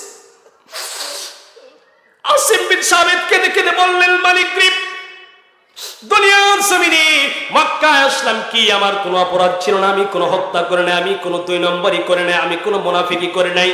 তোমার হাবিবের অনুমতি পেয়ে মক্কা থেকে 500 কিলোমিটার পায়ে হেঁটে 40 দিন সফর করে আসলাম। হযরত আসিম বিন সাবিত 2টা চোখের পানি ফেলে অনুনয় বিনয় করে মালিকের দরবারে বলল, মালিক আমার কি অপরাধ ছিল রে আল্লাহ, তোমার হাবিবের আদেশ ক্রমে মক্কায় এসেছিলাম। দেখো মালিক, দেখো তোমার এই কাফের বান্দাগুলি, এই মুনাফিকের বাচ্চারা ইসলামের শত্রু, আমাকে এখন হত্যা করে ফেলবে। আল্লাহর হাবিবের সাহাবী হযরত আসিম দাঁড়ায় গেল আর বলল, কাফের মুশরিকরা শোনো শোনো, আমাকে হত্যা করবা আমার যায় না, তবে মনে রাখবি আমি মরলে আল্লাহর জান্নাতে চলে যাব, পরিণামে তোরা জাহান্নাম ক্রয় করে নিলি। যুদ্ধ শুরু হয়ে গেল। হযরত আসিম বিন সাবিত পাহাড়ের উপর থেকে তীর মারা আরম্ভ করে দিল। এই মুনাফিকের বাচ্চারা দূর থেকে 200 জন ব্যক্তি তীর নিক্ষেপ করলো। তীর নিক্ষেপ করতে করতে এমন মুহূর্তে হযরত আসিম বিন সাবিতের এই জায়গায় একটা তীর মুনাফিকদের লেগে গেল। আসিম বিন সাবিতের একটা তীর এই দিকে ঢুকে গেল, ঢুকে ডান কান ঢুকে বাম কান দিয়ে বেরিয়ে চলে গেল। আসিম বিন সাবিত আল্লাহর তাওহীদের কালিমা লা ইলাহা ইল্লাল্লাহ বলতে বলতে শহীদ হয়ে গেল। আল্লাহর দরবারে আরজি পেশ করলো, মালিক দেখো আমার কোনো অপরাধ ছিল না রে মাওলা, কোরআন শিক্ষার জন্য আসলাম, এই মুনাফিকরা সহ্য করতে পারলো না, কোরআনের প্রচার করতে আসলাম, কাফেররা সহ্য করতে পারলো না। আল্লাহ গো আল্লাহ, তোমার জান্নাতে হাসতে হাসতে তোমার হাবিবের সাথে জান্নাতে জায়গা করে দাও। হযরত আসিম বিন সাবিত শাহাদাতের শরবত পান করলেন। আসিম বিন সাবিত পড়ে গেল। আসিম বিন সাবিত ডাক দিয়ে বলল, রে আল্লাহ আমি শহীদ হয়ে গেলাম, আমার জীবনের কোনো মায়া নাই, আল্লাহ আমাকে একটা জীবন দিয়েছ, আরো যদি হাজার হাজার জীবন দাও এই যুদ্ধের ময়দানে কোরআন পড়াতে পড়াতে শহীদ হয়ে যাব, একটু দ্বিধা করব না। দাও মা আমায় বিদায় দাও, দুগাল পরে চুমু দাও, যাব আমি জিহাদেতে সেই দুয়াটা করে দাও। আসিম বিন সাবিত শহীদ হয়ে গেল। আল্লাহকে বলল, আল্লাহ আমি শহীদ হয়ে গেলাম, কোনো যায় আসে না, এ মালিক আমি শহীদ হয়ে গেলাম, এখানে তোমার হাবিব নাই, কেউ আমার নাই গো আল্লাহ, চারদিকে শত্রু, আল্লাহ গো আমার লাশটাকে নিয়ে কাফেররা আমার গলাটা কেটে মাথাটা নিয়ে যাবে। ও আল্লাহ, আকাশ থেকে ফেরেশতা দিয়া রে মাওলা আমার লাশটাকে এমন সংরক্ষণ করো কাফেররা যেন আমার লাশ খুঁজে না পায়। আল্লাহর দরবারে দোয়া মঞ্জুর হয়ে গেছে। 200 জন কাফের মুশরিক শত্রু দাঁড়িয়ে আছে। আল্লাহ পাক মৌমাছি চিনেন তো? চিল্লা বলেন না ভাইজান। মৌমাছিকে আল্লাহ ডাক দিয়ে বলে, রে মৌমাছি যা যা, মক্কার মাটিতে আমার আসিম বিন সাবিত রাসূলের সাহাবী শহীদ হয়ে গেছে, ওই শহীদ সাহাবী আমার কাছে আরজি করেছে আমি তার লাশটাকে সম্মান করব। ওই মুশরিকরাকে দেখো, ওই কাফেরেরা আসিম বিন সাবিতের মাথাটা কেটে নিয়ে যাবে, যাও যাও। আল্লাহ মৌমাছিকে পাঠায় দিলেন। মৌমাছি আসিয়া আসিম বিন সাবিতের লাশটাকে পাহারা দেওয়া শুরু করলো, আর কাফের মুশরিকরা পালায় গেল। পরের দিন বলল, আমরা চলে যাই, এই আসিম বিন সাবিতের লাশ নেওয়া যাবে না, মৌমাছি বেষ্টন করে রয়েছে। রাত পোহার পর আল্লাহ পাক বাতাসকে আদেশ করলেন, রে বাতাস যা যা, আসিম বিন সাবিতের লাশটা উড়ায়া দূরে নিয়ে চলে যা। আমার ভাইরা, এভাবে সাহাবায়ে কেরাম রক্ত দিয়েছেন, জীবন দিয়েছেন আল্লাহর কোরআন প্রতিষ্ঠা করার জন্য, আল্লাহর হাদিস প্রতিষ্ঠা, রাসূলের হাদিস প্রচার করার জন্য সংবাদ দিয়েছেন, আল্লাহর জান্নাতের সুসংবাদ দিয়ে দিয়েছেন। সম্মানিত ভাইরা আমার, হযরত খাব্বাব রাদিয়াল্লাহু তাআলা আনহু, হযরত খুবাইব রাদিয়াল্লাহু তাআলা আনহু ছিলেন ওই ময়দানে। মক্কায় তাই খুবাইবকে শহীদ করে ফেললো কাফের মুশরিকরা। এই খুবাইব রাদিয়াল্লাহু তাআলা আনহু শহীদ হয়ে গেল, শহীদ হয়ে পড়ে আছে, ফাঁসির কাস্টে ঝুলায় তাকে মারলো। হযরত খুবাইব রাদিয়াল্লাহু তাআলা আনহু আল্লাহর কাছে আরজি পেশ করলো, রে আল্লাহ, ও মালিক তুমি দেখো আমি শহীদ হয়ে যাব, আমার মনে কোনো ব্যথা নাই রে আল্লাহ, কিন্তু 40 দিন পর্যন্ত কাফের মুশরিকরা আমার লাশকে ফাঁসির কাস্টে ঝোলায় রেখেছে আমাকে অসম্মান করার জন্য। ও আল্লাহ, তুমি আমার লাশটাকে একটু হেফাজত করো। আল্লাহর নবীর সাহাবী হযরত খুবাইব রাদিয়াল্লাহু তাআলা আনহু মক্কায় বসে শহীদ হচ্ছেন। এই শহীদের খবর খুবাইব রাদিয়াল্লাহু তাআলা আনহু ডাক দিয়ে বললেন, মালিক আমি শহীদ হয়ে যাব, আমার মনে কোনো ব্যথা নাই গো আল্লাহ। আল্লাহ গো তোমার হাবিব শুয়ে রয়েছে, আল্লাহ তোমার হাবিব রয়েছে মদিনায়, ওই মদিনায় আমার মনে আশা ছিল যেই দিন থেকে আমি রাসূলের হাতে হাত দিয়া কালিমা পড়েছি, আমার মনে বড় আশা ছিল আমি দিন কায়েমের জন্য, কোরআন পড়ানোর জন্য আমি রাসূলের চোখের সামনে কাফিরদের হাতে আমি হত্যা হয়ে শাহাদাত বরণ করব। আল্লাহ গো আমি মক্কায় শাহাদাত বরণ করলাম, তোমার হাবিব মদিনায় বসে রয়েছে, তোমার রাসূলের কাছে একটু খবর পৌঁছায় দাও। ও হাবিব আপনার প্রাণের সাহাবী খুবাইব মদিনার মক্কার মাটিতে শহীদ হয়ে গেল। হযরতে খুবাইব দেখতে বলে, রে আল্লাহ, আল্লাহ দোয়া কবুল করেছে। জিবরাইলকে ডাক দিয়ে বলে, রে ও জিবরাইল যাও যাও, খুবাইব কোরআন পড়ার জন্য মক্কায় কাফেরদের হাতে শাহাদাত বরণ করছে। খুবাইব রাদিয়াল্লাহু তাআলা আনহুকে ফাঁসির কাস্টে ঝুলায়া, ফাঁসির কাস্টে 40 দিন পর্যন্ত লাশটাকে ঝুলায়া রাখছে। এই খুবাইব আল্লাহকে বলল, রে আল্লাহ তোমার হাবিবকে পৌঁছায় দাও, আমার লাশটা যেন তোমার হাবিব নিয়ে যাওয়ার ব্যবস্থা করে। আল্লাহ তাআলা জিবরাইলকে বললেন, জিবরাইল যাও যাও, মক্কা থেকে মদিনায় আমার হাবিবের কাছে খবর পৌঁছায় দাও, তোমার প্রাণের সাহাবী খুবাইব মক্কার মাটিতে কোরআন পড়াতে গিয়া মুশরিকদের ফাঁসির কাস্টে ঝুলে জীবন দিয়ে দিল। হযরতে খুবাইব এই আরজি আল্লাহর কাছে করার পর আল্লাহ জিবরাইলকে বললেন, জিবরাইল যাও রাসূলের কাছে পৌঁছায় দাও। আল্লাহর হাবিব বসে আছেন, হযরত একজন সাহাবী বর্ণনা করছেন রাসূল বসে আছেন, জিবরাইল এসে বললেন, ইয়া রাসূলুল্লাহি খুবাইবের সালাম গ্রহণ করেন, আপনার আদেশ করা, আপনার আদেশিত পথে হযরত খুবাইব গেলেন মক্কায় কোরআন পড়ার জন্য। মক্কায় কোরআন পড়ার জন্য খুবাইব যাওয়ার পর রাসূল আপনি জানেন না, আপনার প্রাণের সাহাবী খুবাইবকে মক্কার কুরাইশরা ফাঁসির কাস্টে ঝুলায়া শাহাদাতের ওয়ামিও সুদা পান করায়া 40 দিন পর্যন্ত ফাঁসির কাস্টে তার লাশ ঝুলায়া রাখছে। আল্লাহর হাবিব বসে আছেন, প্রতিমধ্যে রাসূলুল্লাহ ডাক দিয়ে বলছেন, ওয়া আলাইকুম সালাম ইয়া খুবাইব, ও খুবাইব তোমাকেও সালামের উত্তর দিলাম, খুবাইব তোমার উপরে আল্লাহর শান্তি বর্ষিত হোক। সাহাবীরা বসে আছেন, ডাক দিয়ে বললেন, হাবিব 40 দিন হয়ে গেল খুবাইবকে মক্কায় কোরআন পড়ার জন্য পাঠাইছেন, খুবাইব তো এখানে নাই, কার সালামের জবাব দিলেন? রাসূলুল্লাহ চোখের পানি ফারায়া ডাক দিয়ে বলে, রে সাহাবী তোমরা জানো না, আমাকে মাত্র জিবরাইল খবর দিল আমার প্রাণের সাহাবী খুবাইব দিন প্রচারের জন্য গিয়া কাফের মুশরিকরা আমার খুবাইবকে ফাঁসির মঞ্চে ঝুলাইয়াছে। খুবাইব আমার কাছে সালাম পৌঁছায় আর বলেছে, রাসূল আমি শহীদ হয়ে গেলাম, আমার মনে কোনো ব্যথা নাই, কিন্তু বড় ব্যথা হলো আমি এখন শহীদ হয়ে ফাঁসির মঞ্চে ঝুলতেছি, কিছুক্ষণ পর মক্কার কুরাইশরা আমার লাশটাকে টুকরা টুকরা করে অসম্মান করবে। আল্লাহর হাবিব গো আপনি একটু ব্যবস্থা করেন, আমার লাশটা অন্তত কাফেরদের হাত থেকে নিয়ে যান।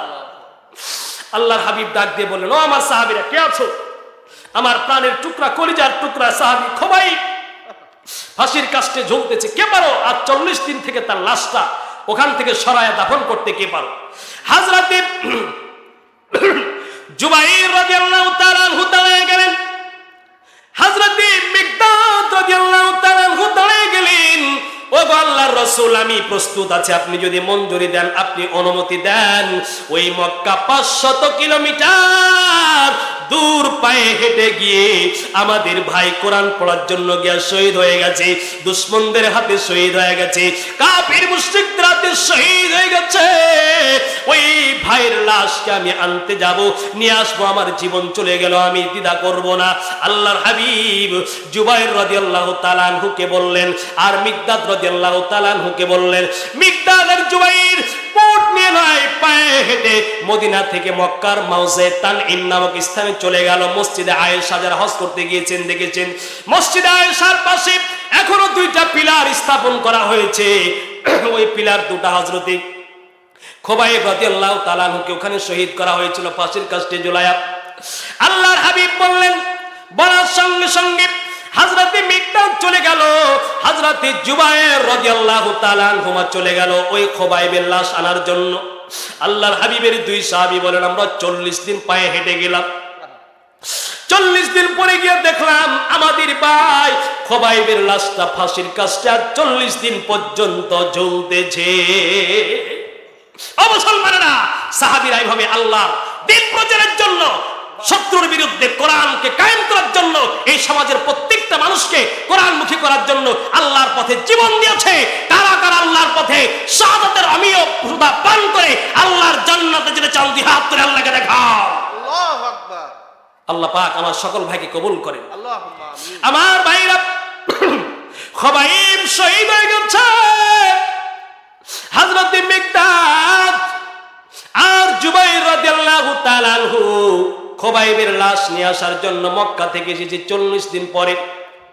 খুবাইব বলেন, আমরা ফাঁসির কাস্টে তাকায় দেখলাম আমাদের ভাই হযরতে খুবাইব দিন প্রচারের জন্য এসে ফাঁসির কাস্টে ঝুলে রয়েছে। হযরতে খুবাইব যখন ফাঁসির কাস্টে ঝুলা হলো, খুবাইব রাদিয়াল্লাহু তাআলা আনহু পশ্চিম দিকে মুখ করে দাঁড়ায় গেল। একজন কাফের ডাক দিয়ে বলে, রে মুহাম্মাদের সাহাবী, আমাদের দুশমন, এর লাশটা পশ্চিম দিক থেকে সরায় দাও। হযরতে খুবাইব কালিমার আওয়াজ বুলন্দ করে বলতেছে। আল্লাহ ডাক দিয়ে বলেন, এ শত্রু শুন শুন, আমার খুবাইবের লাশ পশ্চিম থেকে মাথা ঘুরায় দিলি।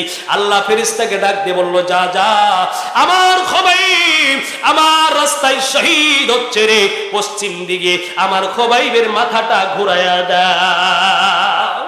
খুবাইব ফাঁসির কাস্টে ঝুলে গেল। আবার কাফিররা বলল, না, খুবাইবের মাথা পশ্চিম দিকে ফিরানো যাবে না। আল্লাহ তাআলার রাসূল এই কথা বললেন। খুবাইব যখন এই কথা বললেন, আবার একজন কাফের দূর থেকে পাথর নিক্ষেপ করে খুবাইবের লাশটাকে মাথাটা পশ্চিম দিক থেকে পূর্ব দিকে ঘোরায়া দিল। হযরতে খুবাইব ডাক ছেড়ে বলে, শোন শোন, তোরা আমাকে পশ্চিম দিকে আমার মুখটা রাখলি না, কাবার দিকে মুখ করে আমি আল্লাহর সাথে কথা বলতে বলতে আমি শহীদ হব, এটা তোরা চাইলি না। তবে শোন, ওয়ালিল্লাহিল মাশরিকু ওয়াল মাগরিবু ফাআইনামা তুওয়াল্লু ফাতাম্মা ওয়াজহুল্লাহ।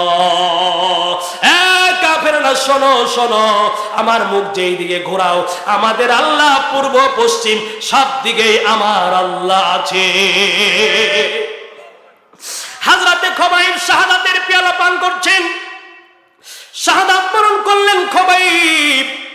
জুবায়ের আর হযরতে মিকদাদ রাদিয়াল্লাহু তাআলা আনহু হযরতে খুবাইবের লাশটা 40 দিন পরে নিয়ে যাবে ফাঁসির কাস্ট থেকে। কিন্তু দেখলো না না, অবস্থা খুব বেগতিক। 200 জন কাফের মুশরিকরা তার লাশকে পাহারা দিচ্ছে, এবেদ যদি করছে 40 দিন থেকে।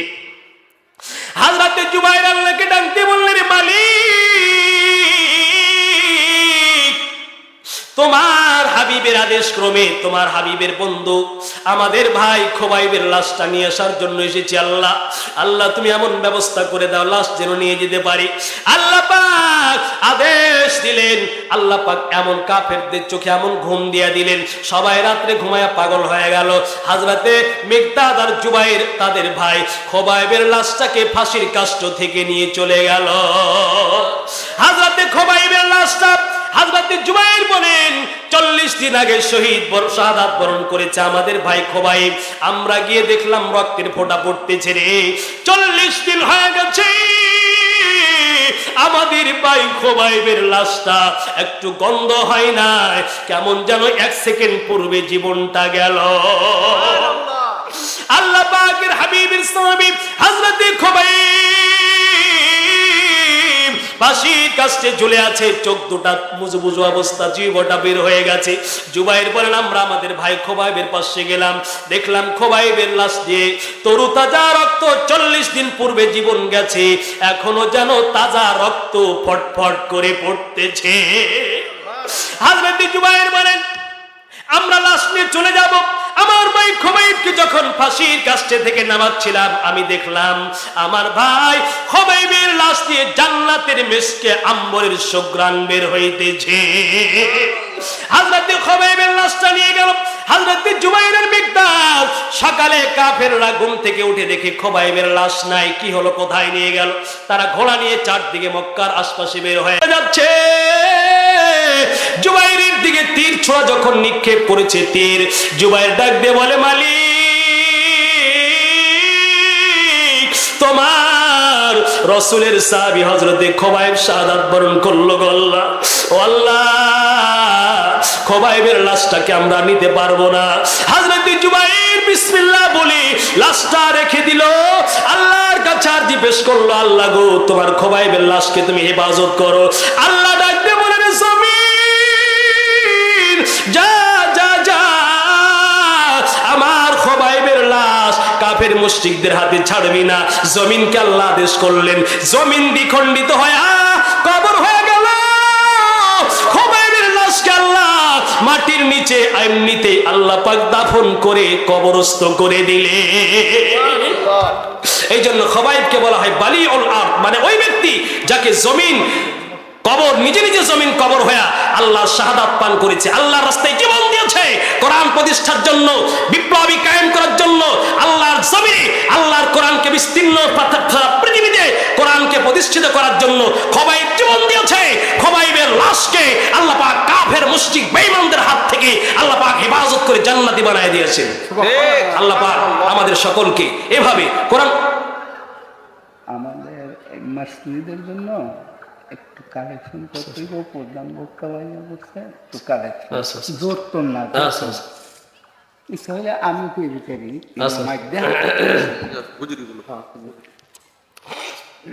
সম্মানিত ভাইরা, তো আল্লাহ পাক আমাদের সকলকে ভাইজান এভাবে কোরআন কায়েমের জন্য, দিন প্রতিষ্ঠার জন্য, আল্লাহর বিধান কায়েমের জন্য আল্লাহ পাক আমাদের সকলকে কবুল করুন। সকলে বলুন আল্লাহুম্মা আমিন। সম্মানিত ভাইরা আমার, আপনারা কি মসজিদ হ্যাঁ ভাইজান আপনাদেরকে আরেকটু, আপনারা এই যে প্লিজ বাবাজি উঠে যাবেন না, হুজুর চলে আসছেন, আমি আর বেয়াদবি করবো না, ছেড়ে শেষ করে দেবো। একটু আপনাদের কর্তৃপক্ষের আদেশ ক্রমে একটু। সম্মানিত ভাইরা আমার, আমি মায়ের কথা শুনেছি আপনাদেরকে, আপনি একটু স্মরণ করেন ওই মায়ের কথা, ওই বাবার কথা স্মরণ করেন নে ভাই। যেই মা দুনিয়ার জমিনে আপনাকে তিলে তিলে বড় করিয়া এই দুনিয়ায় মা রেখে, মা কিন্তু এখন কবরের বাড়িতে ঘুমায় আছে, ঠিক কিনা? অনেক মা, অনেক বাবা কবরের বাড়িতে ঘুমিয়ে আছে। ওই কবরের ভিতর থেকে ডাক দিয়ে বলে, রে বাবা, তোকে আমি দুনিয়ার জমিনে রেখে আসলাম, কত শান্তিতে রেখেছি রে বাবা, আমার নিজের জীবনে সব কিছু উজাড় করেছি রে বাবা। এ বাবা, দুনিয়ার জমিনে যদি আব্বা আম্মার উপকার করতে চান, অনেক যুবকরা মনটাকে, হৃদয়টাকে গলিয়ে দিয়েছেন, মনে মনে চিন্তা করছেন আব্বা আম্মা থাকলে খেদমত করতাম। আর আল্লাহর হাবিব বলেন, বাবা মা নাই দুনিয়ার জমিন থেকে যদি আব্বা আম্মার উপকার করতে চাও, দুইটা কাজ করবেন তো। জোরে বলেন ভাইজান, দুইটা কাজ করবেন তো। আল্লাহর হাবিব বলেন, প্রতিদিন 5 ওয়াক্ত নামাজের পর দুইটা হাত তুলে বলবি, রব্বির হামহুমা কামা রব্বায়ানি সগীরা। একটু দুইটা হাত তুলে আল্লাহর কাছে সবসময় বলবেন, আল্লাহ আমার আব্বা আম্মাকে মাফ করে দেন।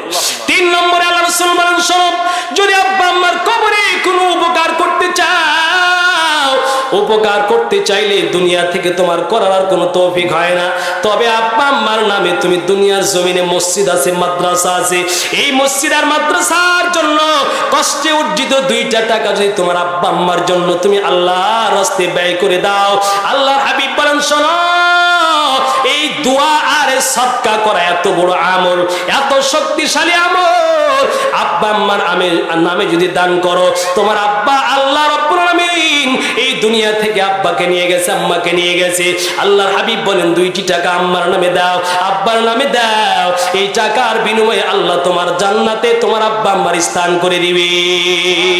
আমার ভাইরা, আল্লাহর নবীর সাহাবী হযরত আবু বকর সিদ্দিক ছিলেন, নাম জানেন তো? জি। একটু জোরে চিল্লায় বলে নাম জানেন তো?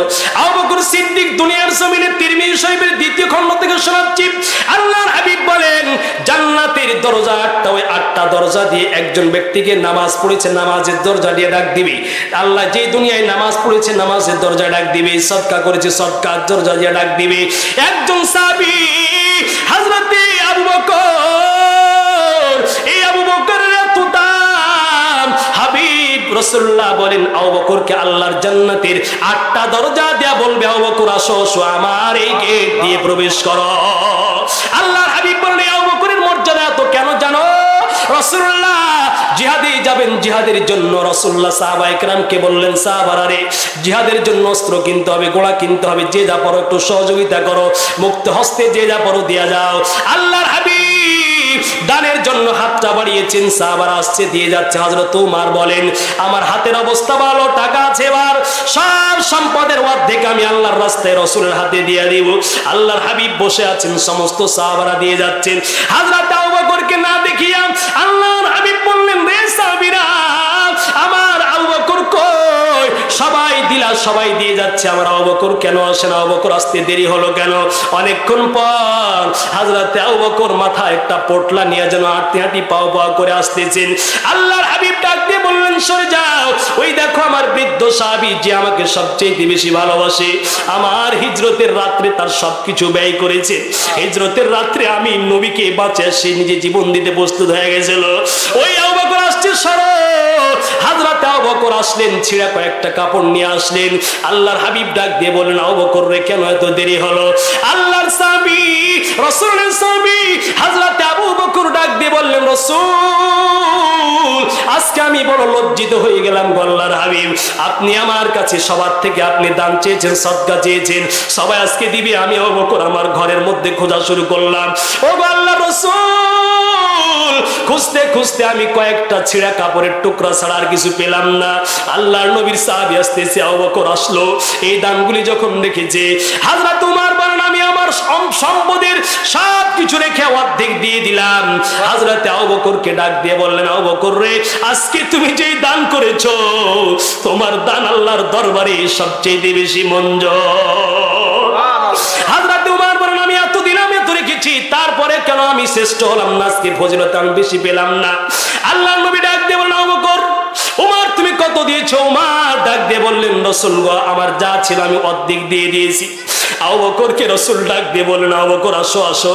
ও আবু বকর সারা জীবন তুমি আমার সবকিছু আমাকে দিয়ে সহযোগিতা করেছো। আল্লাহর হাবিব আবু বকরকে বললেন আবু বকর রে কি দিয়েছো আর কি রেখেছো? আবু বকর ডাক দিয়ে বললেন রাসূল রাখা বলতে আমার বাড়িতে আল্লাহ আর রাসূলকে রেখে আমার বাড়িতে যা সম্পদ ছিল গো নবী আমি আজকে সব আপনার হাতে উঠায়া দিলাম।